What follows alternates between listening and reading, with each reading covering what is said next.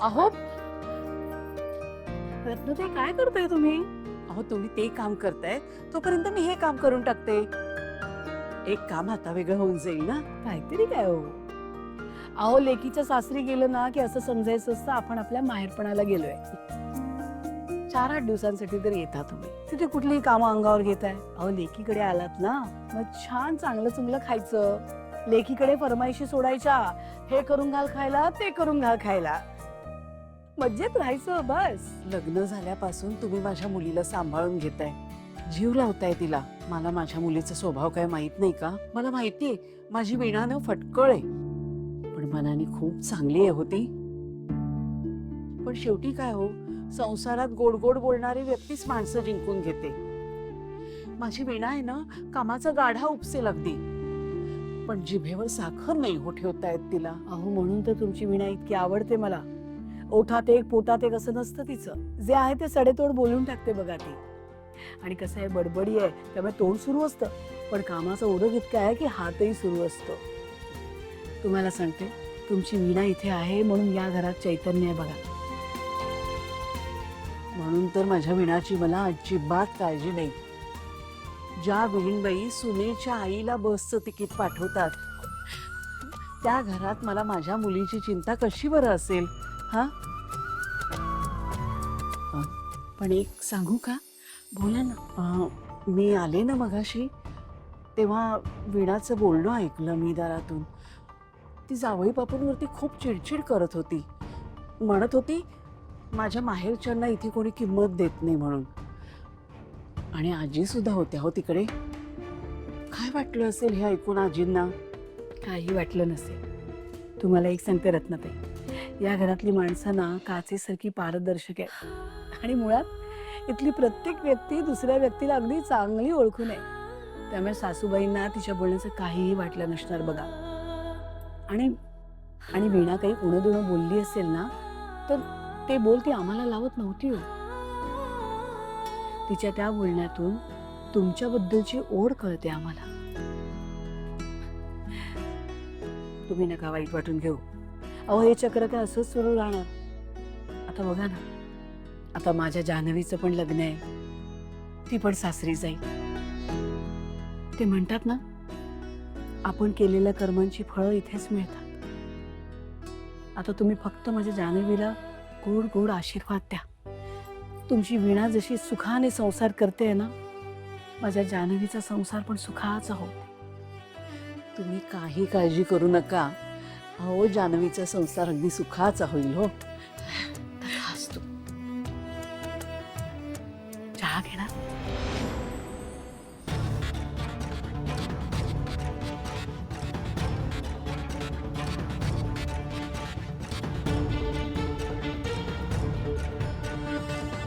ए सुपर्णा, हे डार्लिंग, तू काय करते इथं बसून एकटीच? चल तयार हो, आपल्याला बाहेर जायचं. नाही नको रवी, माझा मूड नाही अजिबात. अगं असं काय करते? I got a good news for you. काय? आपल्या सोलार प्रोजेक्टचं काम आता सुरू होते. इन्व्हेस्टरला भेटायला जायचं. चल लवकर तयार हो, आता निघतोय आपण. काय झालं? You are not happy?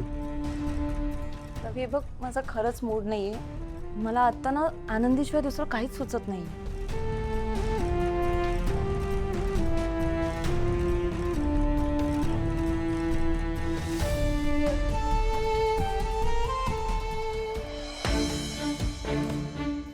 Darling, I understand. तू आनंदीला मिस करतेयस, मी समजू शकतो. पण अशी किती दिवस तू घरी बसून राहणार आहेस? थोडी बाहेर पडलीस तर डिस्ट्रॅक्ट होशील, तुलाच बरं वाटेल. चल ना जाऊया. नाही नको रवी, तू जा एकटाच. You sure? ओके, मग ॲटलिस्ट तू तुझी शॉपिंगला तरी जाऊ नये. तुला डिस्ट्रॅक्शन मिळेल. माझं एवढंच म्हणणं आहे की तुला बरं वाटेल. ओके, मी जाऊन बाय.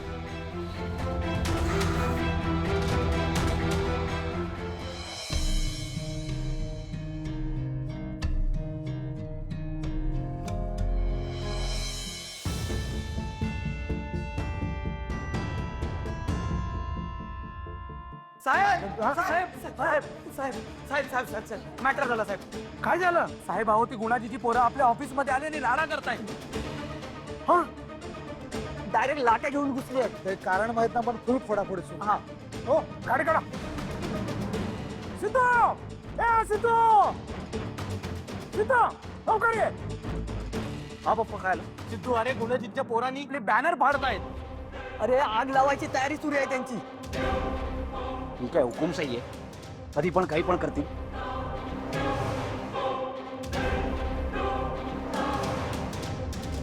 सिद्धू चल, आज नाही सोडायचं यांना. हा काढली गाडी. हे चल चल चल. थांबा. काय संपत, सिद्धू, तुम्ही जे काही कराल ते डोकं शांत ठेवून करा.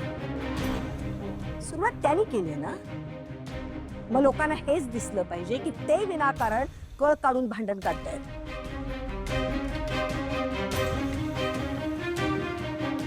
पण प्रत्यक्षात एका दगडात दोन पक्षी मारायचे. गुणाजीच्या माणसांना अद्दल घडवून गुणाजीचं डोकं ठिकाणावर आणायचं आपण, आणि दुसरं जनतेला हे दाखवून द्यायचं की आपल्याला भांडण नकोय. संपत, तुझ्या वडिलांनी नेहमी हेच केलं आणि आज तुम्हीही हेच करा. काय बरं आहे. पप्पा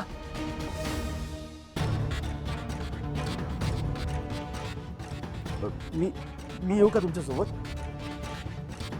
तुझं काय काम आहे तिकडे? घरावर लक्ष दे. ए चला रे. चल चल चल चल चल चल चल. ए, चल.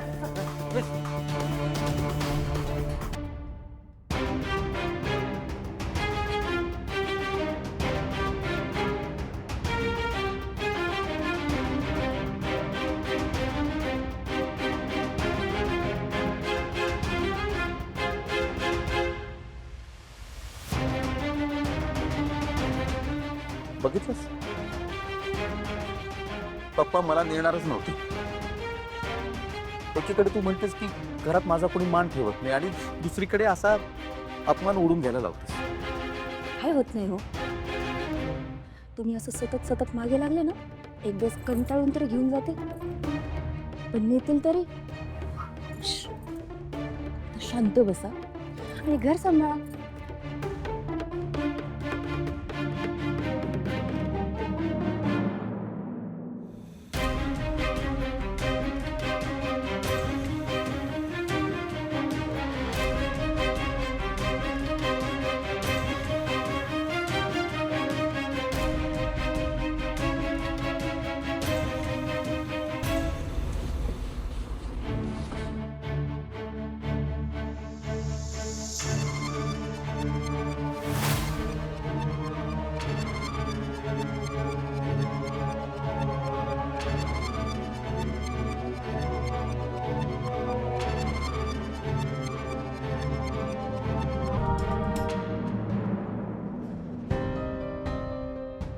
नमस्कार.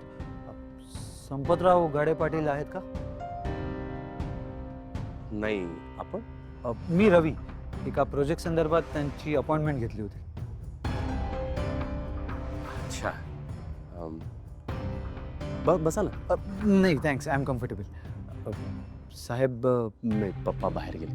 हो ॲक्च्युली मी फोन करून त्यांची अपॉइंटमेंट घेतली होती. सोलार प्रोजेक्ट संदर्भात. आय एम शुअर तुम्हाला माहितीच असेल.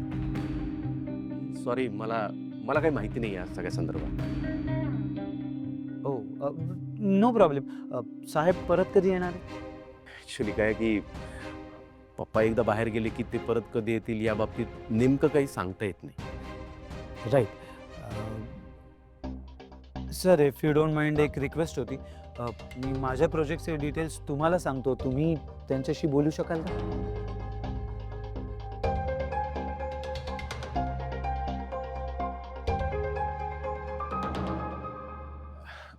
ॲक्च्युली तुम्ही पप्पांशीच बोला ना. म्हणजे पप्पांशी या संदर्भात तुमचं बोलणं झालं असेल ना? पप्पांशीच बोला. ठीक आहे, मी त्यांच्या पी एना परत फोन करीन आणि परत अपॉइंटमेंट घेईन. All right, thank you. It was lovely meeting you sir. Same here. Thank you. Have a great day.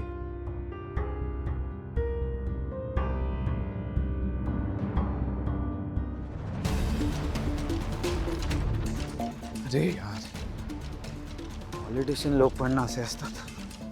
स्वतः दिलेली वेळ पाळत नाहीत आणि आपल्या वेळेची खोटी होते. लवकरात लवकर काहीतरी करावं लागणार आहे. श्रीकांत दादाची सगळी प्रॉपर्टी हातात आली आहे. एकही प्रोजेक्ट सुरू झाला नाही तर वाट लागेल रवी.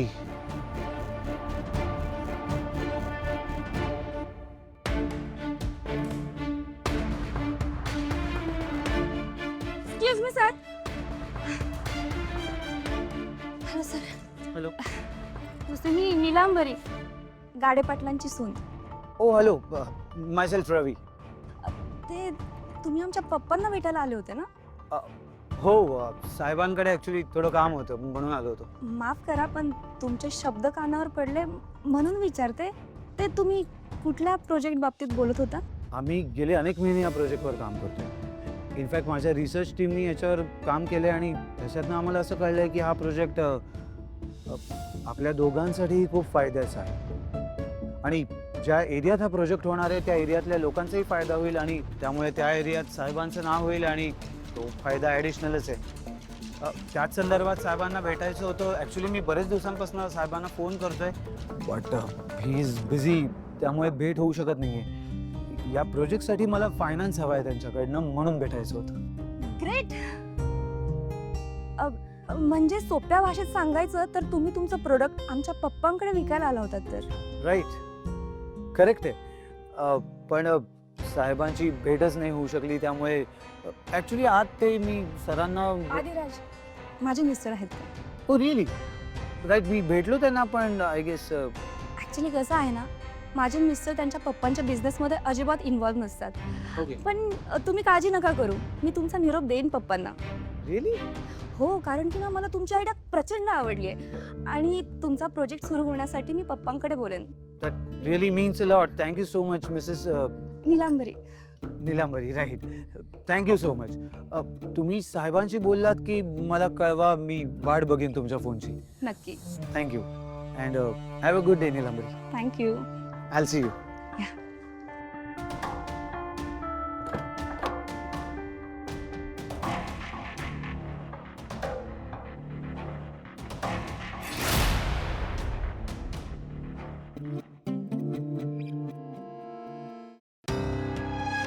नीलांबरी, अगं कुठे गेली होतीस एवढ्या गडबडीत?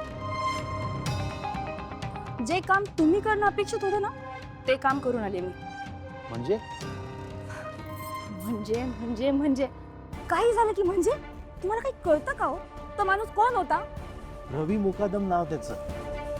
मी त्याचं नाव नाही विचारलं. तो एक मोठा बिझनेसमॅन होता आणि एक मोठी डील घेऊन आपल्याकडे आला होता आणि तुम्ही काय केलं? घालवून टाकलं त्याला. असा काही बोलला नाही तो माझ्याजवळ. कुठला बिझनेसमॅन सांगतो की तो डील घेऊन आलाय? अहो त्यांच्याकडे वेगळ्या वेगळ्या पद्धती असतात आणि तो म्हणाला होता ना की मी प्रोजेक्ट एक्सप्लेन करतो.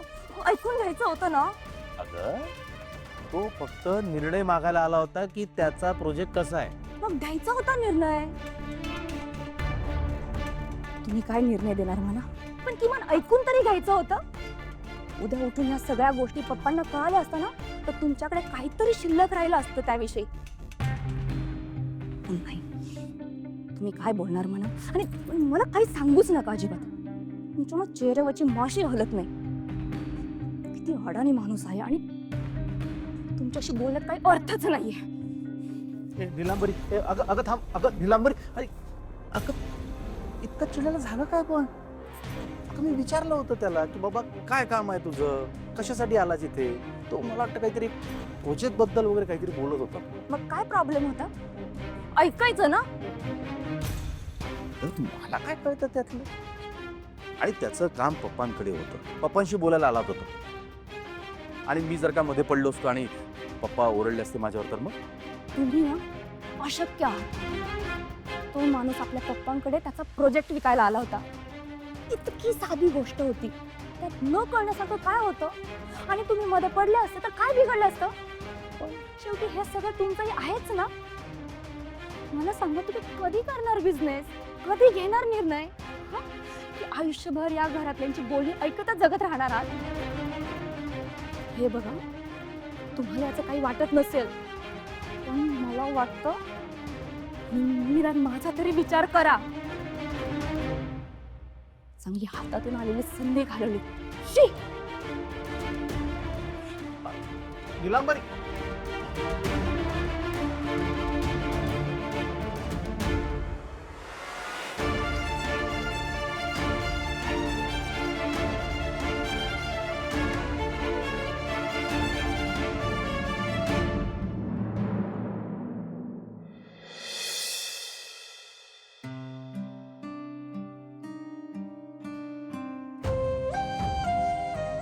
भावना, येऊ? अगं वहिनी, विचारतेस काय? ये की तू.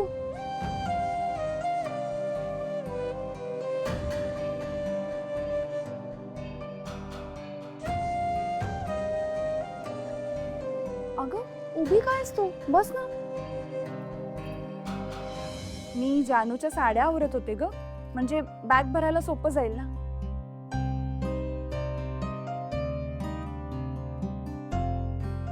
तुम्ही सगळे रागावलात का ग माझ्यावर?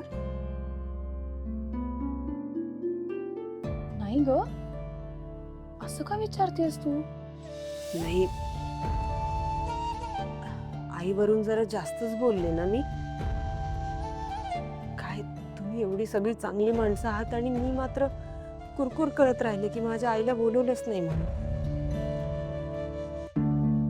अगं, तू कशाला मनाला एवढं लावून घेतेस? नाही ग, जरा जास्तच बोलले मी. तुम्ही एवढी सोन्यासारखी माणसं मिळाली आहात ना मला, मी तुमच्याबद्दल वाईट विचार केला ग. आणि सगळ्यात जास्त वाईट काय वाटतं माहिती, मी आईंबद्दल तसा विचार केला.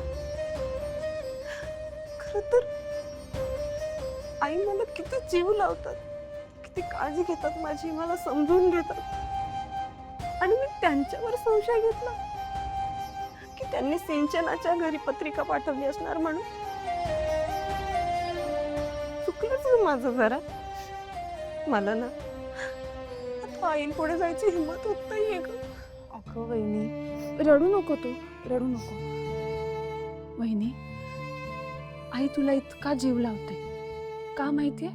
कारण तू जीव लावण्यासारखीच आहेस. तर इतरांचा इतका विचार कोण करतं सांग मला? मला माहितीये, माझ्या समाधानासाठी बोलतेस ना तू. अगं नाही, अजिबात नाही. हे बघ, जे काही झालं ना त्यात तुझी काहीच चूक नव्हती. तू सुद्धा एक माणूस आहेस. कधीतरी तुला राग येणं, तुझी चिडचिड होणं स्वाभाविक आहे ना. बरं, तुझा राग काही विनाकारण नव्हता. तू तुझं माहेर सोडून या घरी आलीस. गेले कितीतरी वर्ष तू सगळ्यांसाठी राबतेस, सगळ्यांचं किती करतेस तू. आणि ह्या सगळ्यात तुझ्या आई तिकडे एकट्याच असतात. मग तुला त्यांची ओढ वाटणं, त्यांनी आपल्याकडे यावं असं वाटणं, आपल्या घरातल्यांनी त्यांना मान द्यावा असं वाटणं स्वाभाविक आहे ना. अगं, आपल्या बायकांचं आयुष्य अजिबातच सोपं नसतं. आपलं हक्काचं घर सोडून परक्यांच्या घरी जायचं आणि मग तिथल्या माणसांना जीव लावायचा, हे कुणाला जमतं? पण बायका करतात. वहिनी, तू इतके वर्ष करतेस, मग एकदा कधीतरी तू रागाच्या भरात काहीतरी बोलून गेलीस तर आम्ही तुला समजून नाही घेणार का? मी बघतेय ना, आपल्या जानूची किती घालमेल सुरू आहे. ते आपलं घर सोडून जाणाऱ्या विचारांनी तिला किती त्रास होतो. पण तू अजिबात काळजी करू नकोस हं. आपल्या जान्हवीचं सगळं छान होणार आहे. एक सांगू, तुझ्याशी बोलून मनावरचं ओझं खूप कमी झालं ग. हलकं वाटतंय मला आता.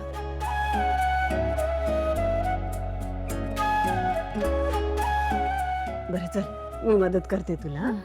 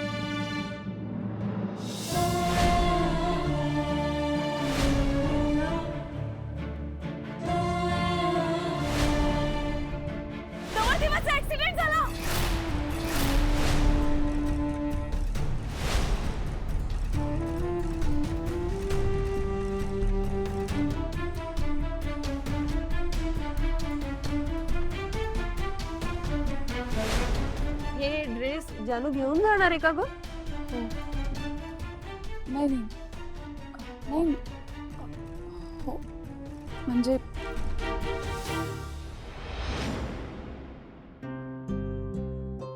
काय ग? कसला विचार करतेस? अगं आपली जानू आता जाईल ना, मी तिला खूप मिस करेन.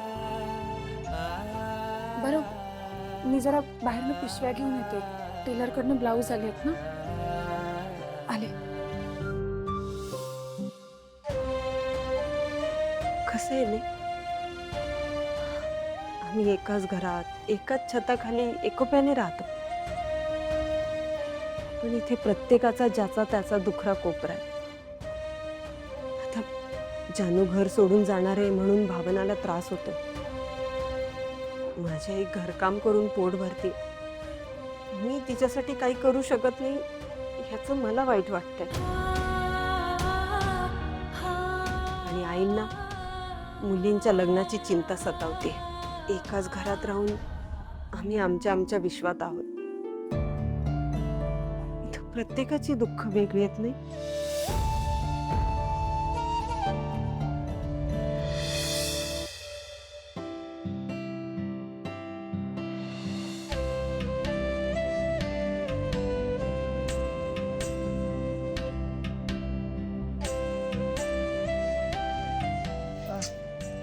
काय रे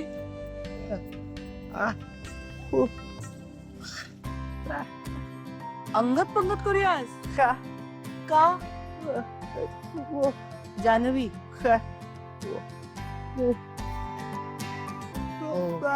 आता लग्न झालं की सासरी जाणार ती. परत कधी इथे येईल माहित नाही. पुन्हा कधी अंगत पंगतला असेल ती. बरोबर आहे तुझं. जा सगळ्यांना सांग आज अंगत पंगत आहे म्हणून. या म्हणावं.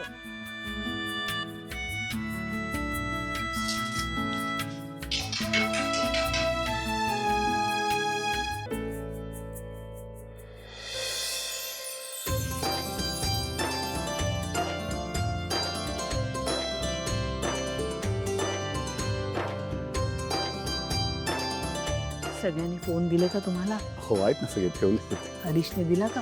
अरे दिलास दिलास. बरं आई, आज काय स्पेशल आहे? म्हणजे आजची ही अंगत पंगत कशासाठी?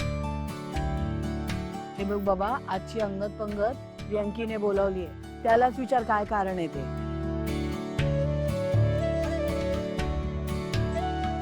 वेंकी नाही? बरं. ए वेंकी, वेंकी, आजी आवाज येत आहे. वेंकी, मला सांग आज इथे सगळ्यांना कशासाठी बोलवलंयस? तू पुढे काय? आपली जानू.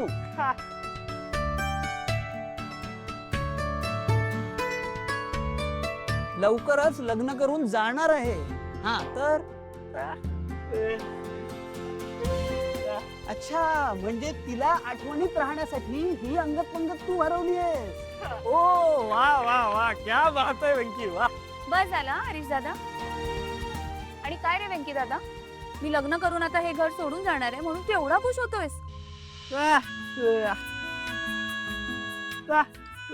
अगं तो म्हणतोय तू वेडी आहे काय ग?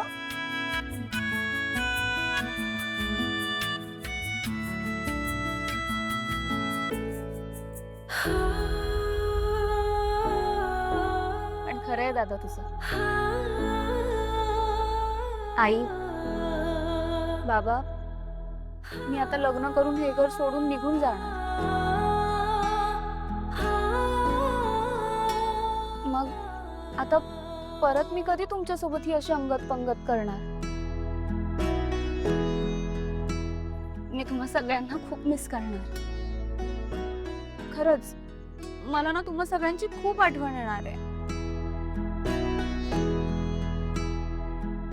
म्हणजे माझी एवढी मोठी फॅमिली आता मला सोडून जावी लागणार आहे.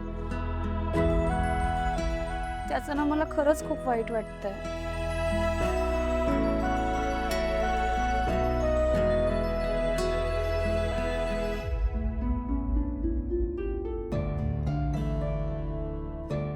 जानू, अगं यात वाईट वाटण्यासारखं काय आहे?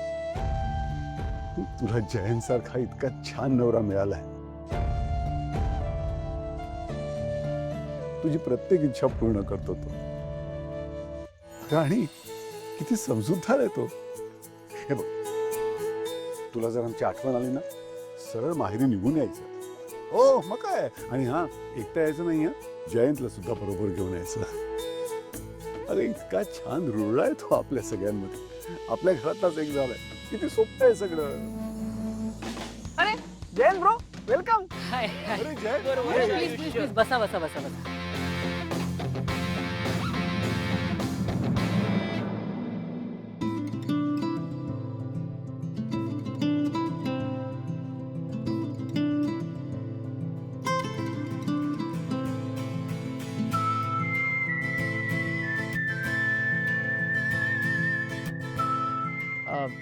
बाबा, तुम्ही सगळे इथे असे का बसलात? जयंत, त्याचं काय आहे ना,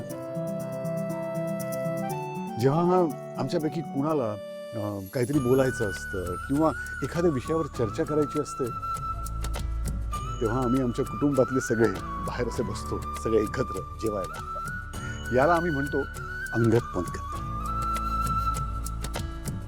आणि हा, हे पाहिलंच का, यावेळेस सगळ्यांचे फोन इथे असतात बाजूला. कोणाजवळही फोन नसतो. म्हणजे संपूर्ण लक्ष कुटुंबाकडे राहतं. आणि त्यामुळे सगळं कुटुंब बांधलेलं राहतं.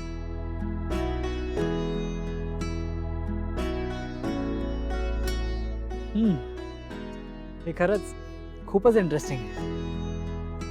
प्लीज अरे जयंत, तू प्लीज प्लीज. बरोबर आहे. अहो, आता जयंतराव सुद्धा आपल्या कुटुंबाचाच भाग आहेत ना.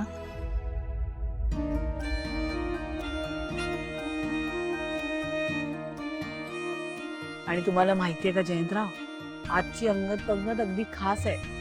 व्यंकीने बोलावली आहे ती.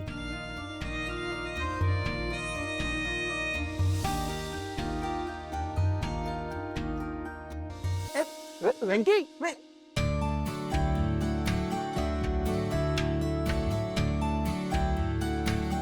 आता हा कुठे गेलाय?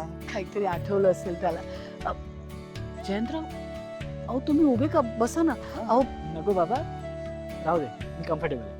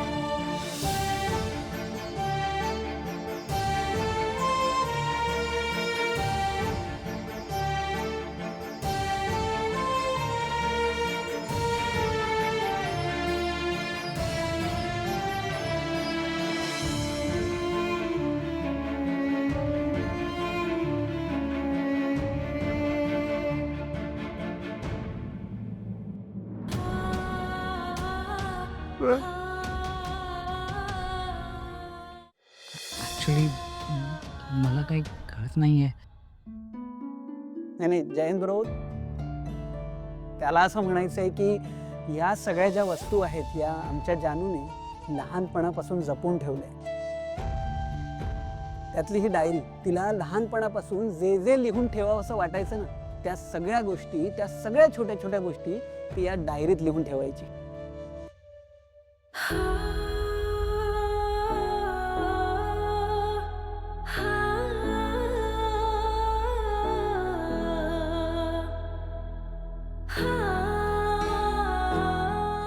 ही बाहुली लहानपणापासून तिच्या खूप जवळची होती. आमची जानू मोठी झाली पण तिने ही बाहुली अजूनही तशीच सांभाळून ठेवली आहे.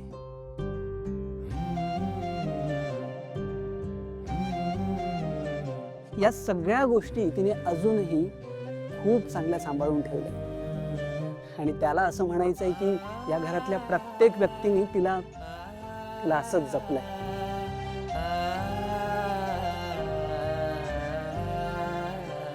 तेव्हा तुम्ही सुद्धा तिला असंच जपा, तिची खूप काळजी घ्या, तिच्या डोळ्यात कधी अश्रू येऊ देऊ नका.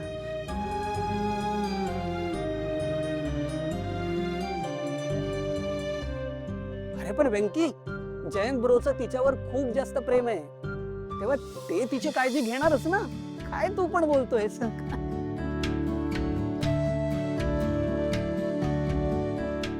तुम्ही सगळे ना प्लीज काळजी करू नका. हे बघा, यापुढे जान्हवी माझी जबाबदारी आहे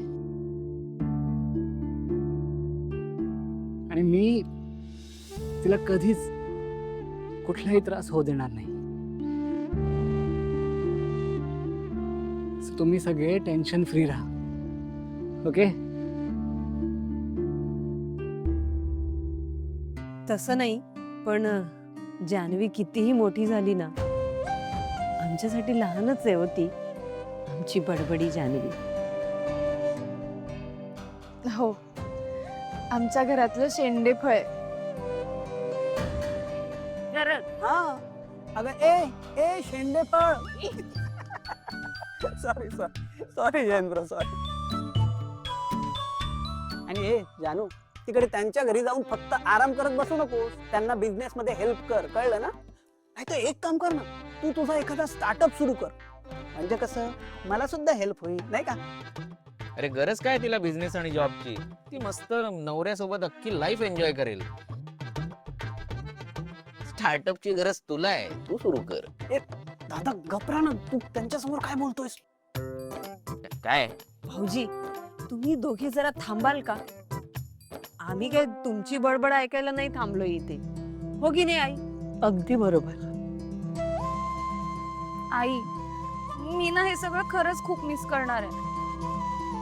आणि आता ना मला खूप भूक लागली, प्लीज वाढ ना जेवायला. हो ग बाई, वाढते वाढते.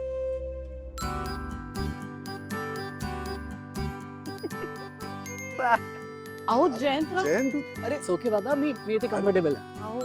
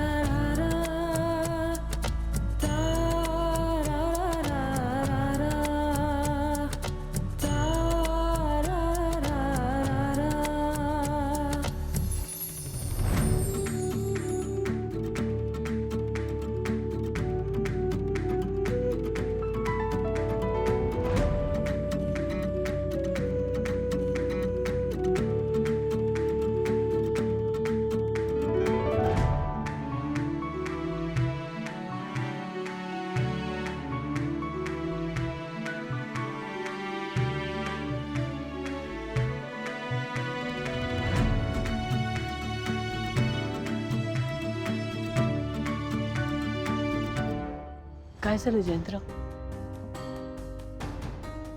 अहो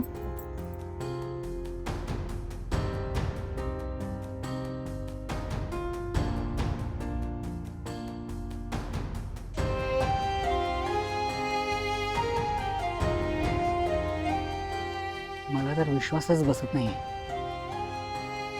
असं वाटतंय की मी स्वप्न बघतोय. आता मला जाणवतंय की मी हा सर किती एकटा होतो.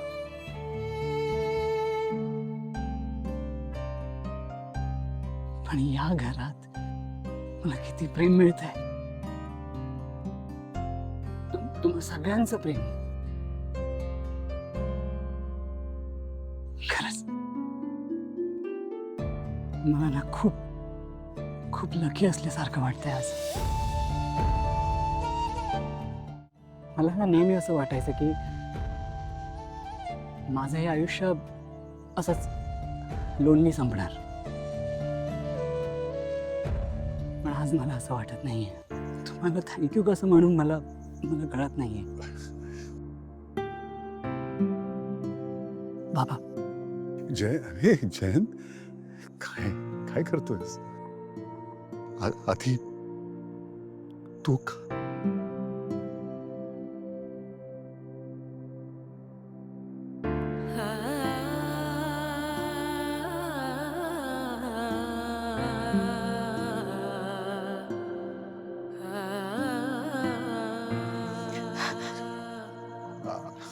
आता तू बस तिकडे जानूच्या शेजारी आणि अगदी आरामात जेव. बसा तुम्ही.